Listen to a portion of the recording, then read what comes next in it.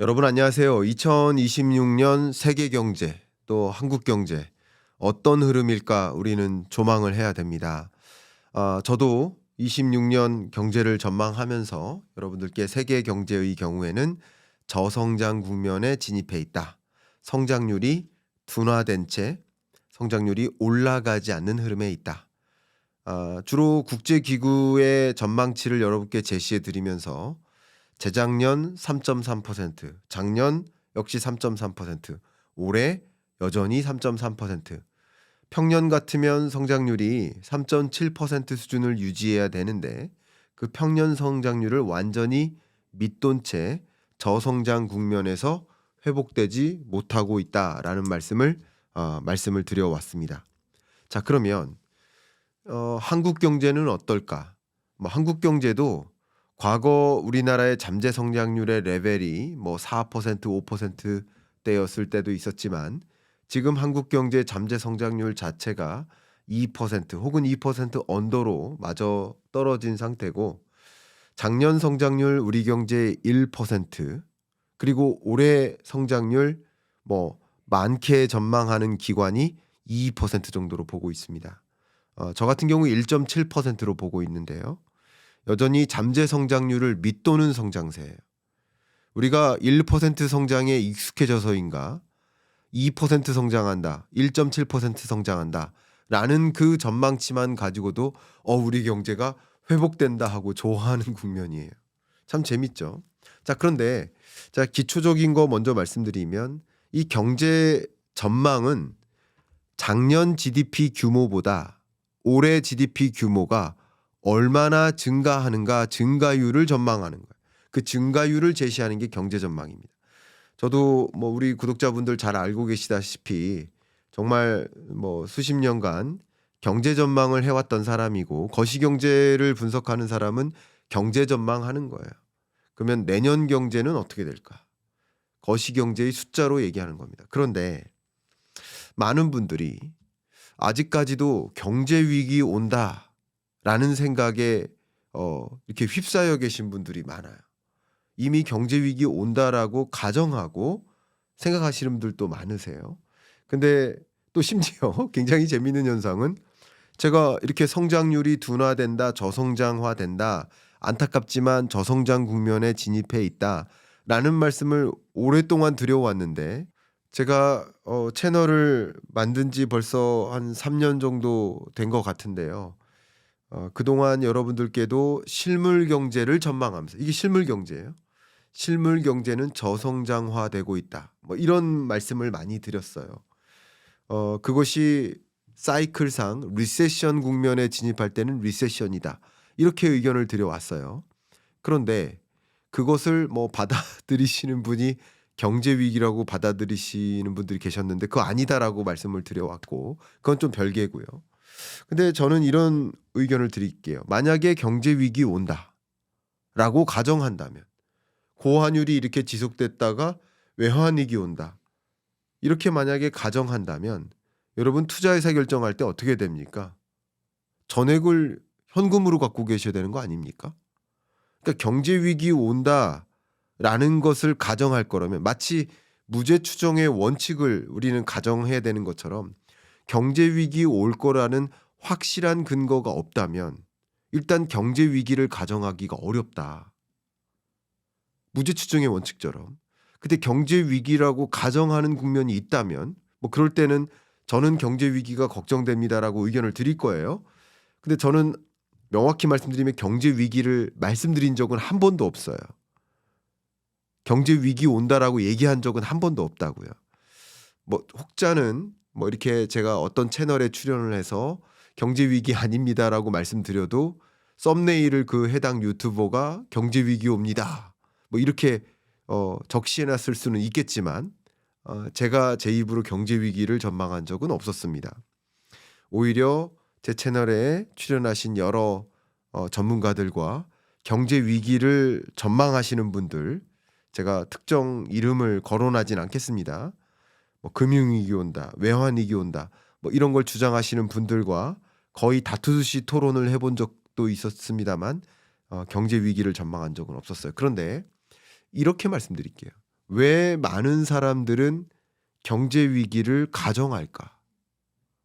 왜 많은 사람들은 경제 위기가 올 거라고 전제할까? 그 전문가들의 전망 말고요. 왜 많은 사람들은 경제 위기 올 거라는 그 말에 더 많이 이끌려 다닐까? 그 본질적인 생각을 해 봤었어요.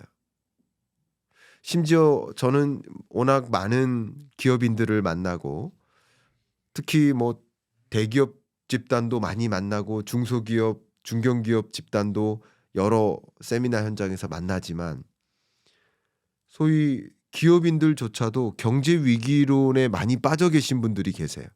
이러다가 경제 위기 온다. 근데 경제 위기 올 거라고 가정한다면 기업인들이야말로 신규 투자를 단행해서는 안 되죠. 투자자들도 우리 주식 투자자들도 마찬가지 경제 위기 올 거라고 가정한다면 지금 주식 비중을 늘려서는 안 되죠. 그렇게 가정할 거라고 한다면 전액을 현금으로 갖고 있는 게 맞죠. 그러니까 경제 위기 올 거라고 가정한다면 그것에 맞는 의사결정이 있고 아닌 의사결정이 있기 때문에 우리가 무엇을 전제할 것인지 경제를 어떻게 전망할 것인지를 봐야 된다. 그 부분 굉장히 중요한 거다. 우리 경제를 논할 때 경제 위기를 전제로 할 것과 아닐 것은 완전히 상황이 다르니까 그게 경기 판단이거든요. 마치 감기 몸살 걸린 사람을 암에 걸렸다라고 진단 내려버리면 잘못된 처방과 잘못된 치료가 단행되는 거 아니겠습니까? 감기인지 아니면 암인지를 구분해야 되는 거 아닙니까? 경제 위기는 거의 암과 같은 현상인데, 그죠? 경제 위기 안 옵니다라고 말씀드릴 수 있는 것은 저는 전망치를 제시했기 때문이에요. 3.3%. 세계 경제 성장률은 25년, 26년 3.3%로 전망하고 한국 경제 성장률은 1.7%로 전망하는데 그런데 경제 위기라고 전제할 수 있나요? 제가 특정인을 거론하는 건 아닙니다. 절대 거론하지 않도록 하겠습니다. 부디 댓글로도 그런 어떤 전문가들을 거론하지는 않아 주셨으면 좋겠습니다. 우리가 경기를 어떻게 판단할 것인가예요. 예를 들어서 상당히 높은 가능성으로 확률로 경제 위기 올 거라고 전망을 한다면 그죠? 그러면 경제 성장률 전망치가 1%, 2%면 됩니까? 그 전망부터가 서로 상충되는 거 아닙니까? 상당히 높은 확률로 경제 위기를 전망한다면 그 경제 성장률 전망치가 1%, 2%일 수 있나요? 마이너스 성장률이어야 되는 거 아닌가요? 자, 그렇기 때문에 여러분들이 스스로 경제를 판단하고 합리적인 의사결정을 내려나간다. 그렇게 하기 위한 학습의 과정이 제 채널이니까. 그러니까 여러분들이 경기 판단하는데 왜 다수는 경제 위기를 믿을까라는 관점에서 여러 가지 견해들이 있을 수 있어요. 왜 다수는 경제 위기를 믿을까라는 관점에서 한 가지 의문에 대한 답을 제가 찾았어요. 그 답을 이 책에서 좀 저는 찾았거든요. 제가 이 책을 홍보하려고 하는 것이 아니라 굉장히 제가 생각하지 못했던 인사이트를 여기 담고 있어서 그것마저 여러분들이 아신다면 큰 도움이 될 것 같아서 이 책을 지금부터 한번 리뷰해 보도록 하겠습니다. 그 책 제목은 리스크 테이커고요. 저자는 너무나 유명한 네이트 실버입니다. 뭐 워낙 유명한 예측의 귀재로 알려져 있는 분이고 워낙 불확실성이 높고 위험이 가중되고 있는데 어떻게 예측을 잘 해낼 수 있을까? 또 혹자는요. 그 예측이 무의미하다라고 하시는 분들도 계세요. 예측이 무의미하다. 그는 예측하는 혹은 경제 전망하는 그런 부분의 전문성이 상대적으로 그런 전문성이 없는 분이신 거죠. 다른 분야의 전문성이 있는 분들인 거죠. 예를 들면 워런 버핏 같은 경우도 투자의 귀재지만 예측은 무의미하다고 얘기해요. 그거는 워런 버핏이라는 투자의 거장이 예측 전문가가 아니어서 그렇죠. 뭐 투자 전문가이긴 하시지만 그렇죠. 근데 예측을 하고 전망을 하고 의사결정하는 건 매우 중요하다. 전제를 깔고 의사결정하는 건 매우 중요하다. 그래서 제가 쉽게 말씀드릴 때 제가 앞에 계신 PD님하고 약속을 하는데 우리 다음 주 약속합시다. 저녁 먹읍시다. 그냥 이렇게만 약속하면 다음 주 저녁 약속을 아예 못 잡잖아요. 근데 우리 수요일 저녁 먹읍시다. 이렇게 얘기하면 그것에 맞춰서 나머지 일정을 잡는 거 아니겠습니까? 바로 이런 거예요. 전망이라는 것은 어떤 특정 방향성을 상정하는 거예요. 그 상정해놓고 의사결정을 내리되 다양한 변수에 의해서 그 예측대로 안 갈 수가 있겠죠. 그럴 때 수정 조정하면 되는 거죠. 그것에 맞춰서 예를 들어서 수요일 날 저녁 약속합시다라고 얘기했지만 제가 갑자기 수요일 저녁에 중요한 방송이 생겨서 약속을 옮겼으면 좋겠다. 그러면 역시 목요일로 옮기십시다. 목요일로 옮겨서 또 의사결정하면 되죠. 그게 경제 전망이고 수정 전망인 거거든요.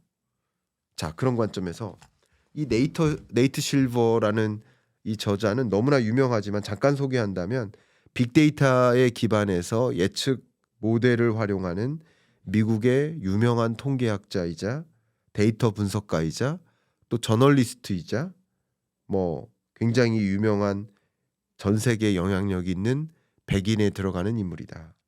이렇게 소개를 드리고 지금부터 리뷰를 좀 진행해 보겠습니다. 이 책에 너무 깊숙이 빠져서 무엇부터 말씀드려야 될지 고민은 됩니다만 제가 이 프롤로그에서부터 주는 인사이트가 많아서 프롤로그부터 읽어보겠습니다. 많은 사람이 나를 미국 선거를 분석하는 사람으로 안다. 하지만 내가 정치를 논할 때 항상 물 밖에 나온 물고기 같은 기분이 든다는 사실은 아마 모를 것이다.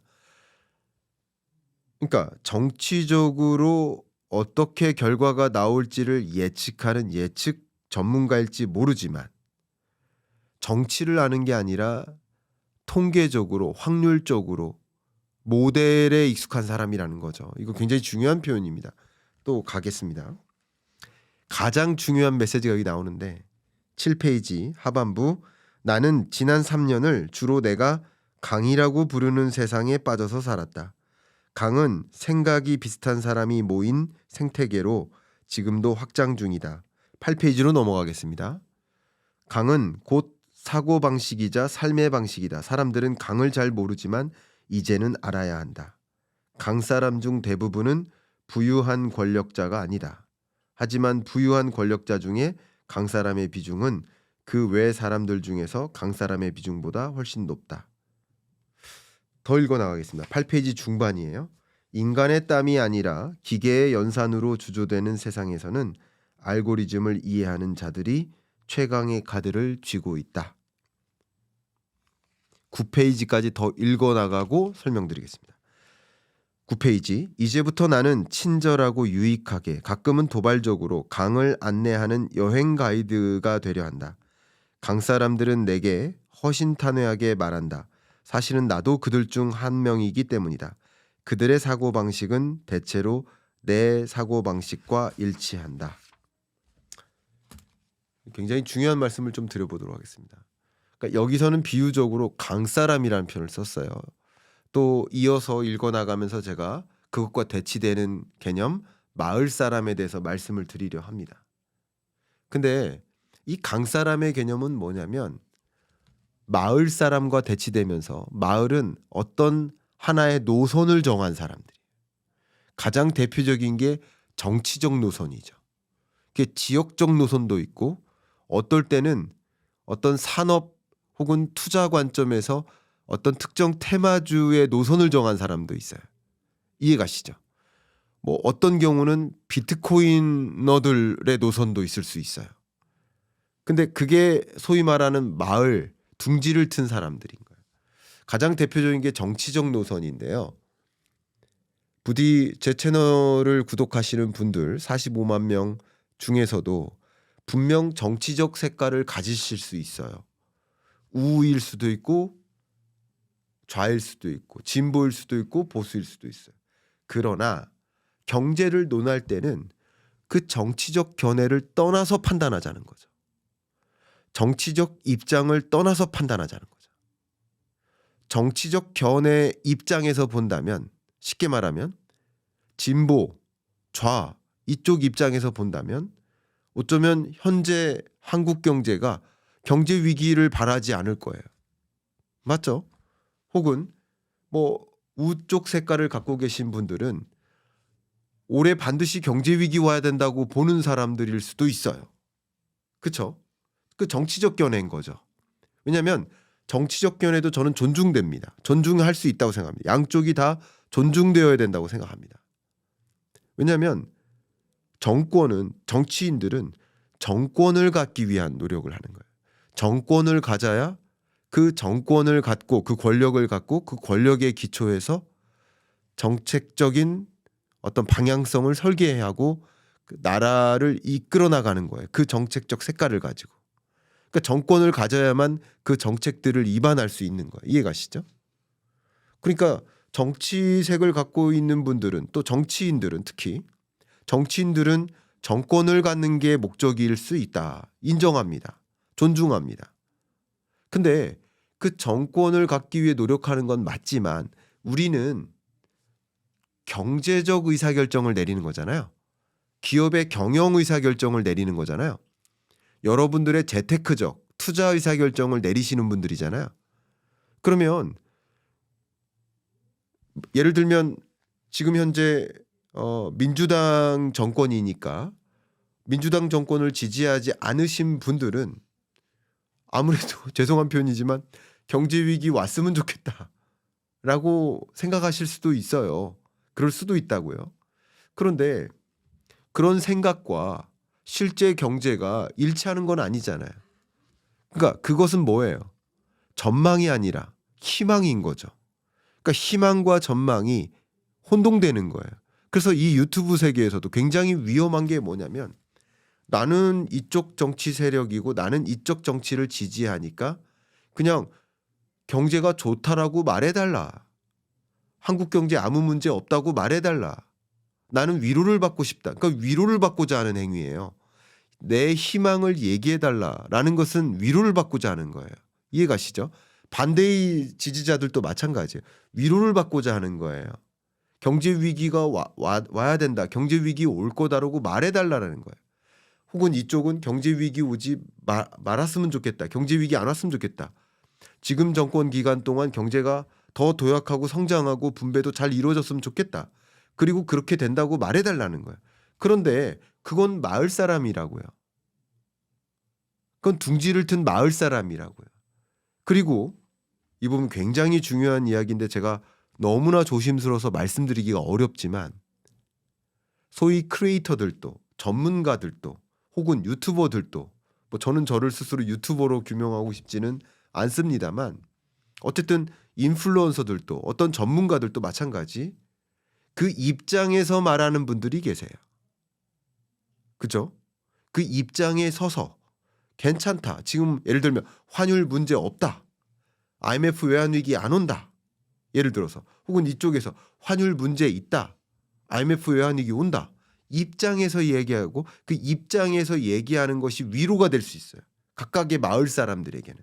다만 중요한 것은 이 인사이트 어마어마하지 않습니까? 근데 여기서 중요한 것은 마을 사람이 아니라 나는 강 사람이다라는 거예요.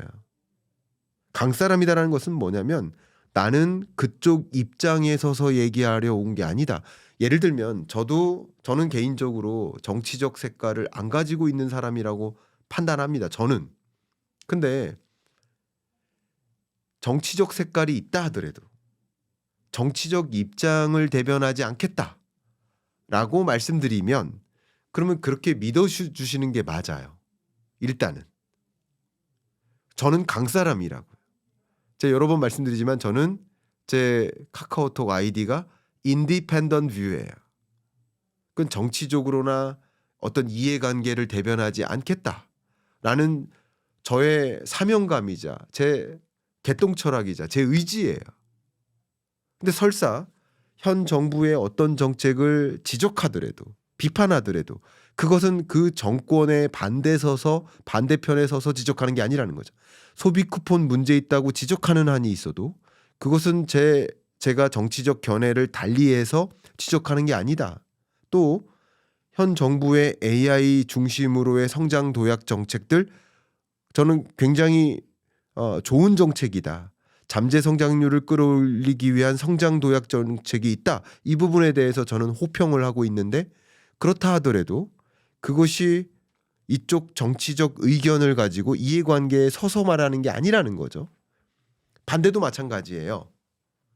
그러니까 혹자는 그러니까 저를 쭉 꾸준히 구독하시는 분이 아니고 가끔 가다가 제 어떤 이야기를 들으시는 분들은 왜 윤석열 정부 때는 한 번도 비판하지 않습니까? 이렇게 얘기하시는데 제가 저를 변호하려는 게 아니에요. 이런 현상을 이해하시라는 거예요. 윤석열 정부 기간 동안 R&D 예산 축소한 걸 가지고 얼마나 강하게 공분을 했었는데요, 제가. 정말. 그러니까 일부 어떤 사례만 보고 왜 현 정부의 정책을 비판하냐라고 얘기하시는 것도 역시 여러분들 중에 일부가 마을 사람이기 때문에 마을 사람 편에 서서 얘기를 해달라라는 요구이실지 모르지만 죄송합니다. 저는 마을 사람이고자 하지 않습니다. 적어도 제가 마을 사람일지라도 어떤 특정 정치, 어떤 특정 이해관계 편에 서 있다 하더라도 그런 편에 서서 얘기하는 목적이 아니라고요. 이 채널은요. 이 채널은 강사람이라고요. 강사람의 입장은 뭐냐면 뭐 제가 제 입으로 이렇게 말씀드리면 죄송하지만 뭐가 맞을까를 찾아가는 거예요. 뭐가 맞을까? 그러니까 경제를 정치적 혹은 이해관계의 편에 서지 않고 바라보는 것이 좋다. 그러니까 정치와 경제가 관계가 없다는 게 아니라 엄청난 관계가 있지만 경제를 판단할 때, 경기를 판단할 때, 의사결정을 내릴 때 지금 경제 정책이 옳으냐 그르냐를 논할 때 정치적 견해를 빼고 얘기해야 된다라는 것이고 저도 그런 분들을 추천드립니다.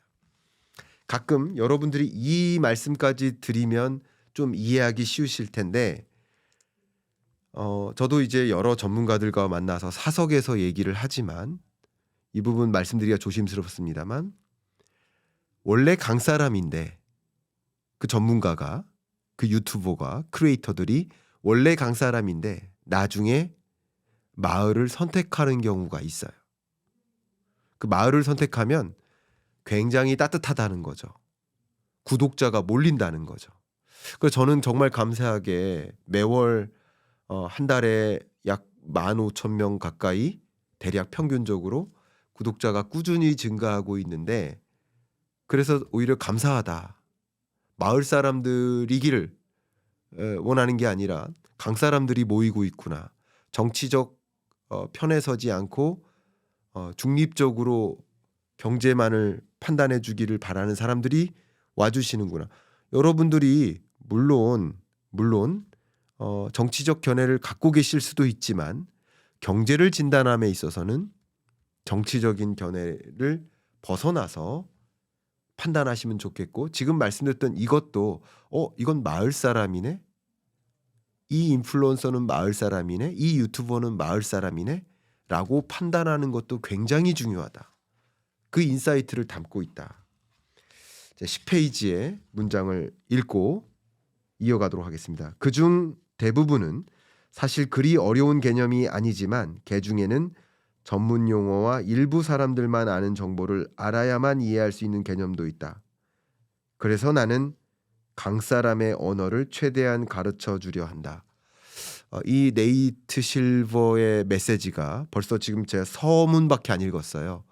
근데 너무나 강한 통찰력을 줘서 제가 이런 말씀을 어떻게 전해드려야 될지 모를 수도 있는데 그걸 개념화해서 여러분께 전달드릴 수 있어서 참 좋은 것 같습니다. 자, 이어서 우리는 어떻게 이 강사람과 마을 사람을 구분해 놓고 이해해야 될지 한 단계 더 들어가서 살펴보도록 하겠습니다.